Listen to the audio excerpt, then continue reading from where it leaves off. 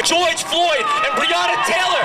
Say their name. Hundreds gathered in cities across the United States to protest mounting violence against Asian Americans. Rallies were held in major cities including Washington, New York as well as Atlanta, where 8 people, most of them women of Asian descent, were killed last week. If we look at African Americans, they are black people. They have been on the road for 100 years, but they haven't finished yet. It's systematic discrimination. It's white supremacy that oppresses us.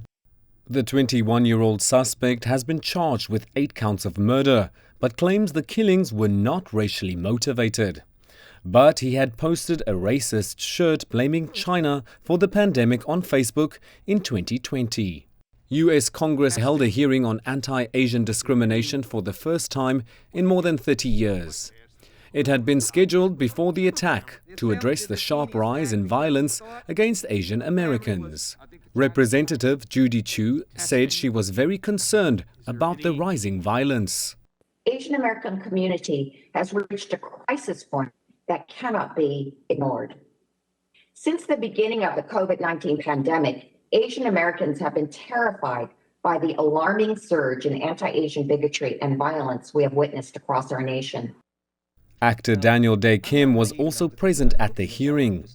In a video message released before the hearing, he had expressed his anger over the discrimination against Asians. I was speaking to a pollster during the recent elections, and I asked him why, when I see polling results broken down by race, do I so rarely see Asian Americans as a separate category? He heard my question, he looked me dead in the eye, and he said, because Asian Americans are considered statistically insignificant.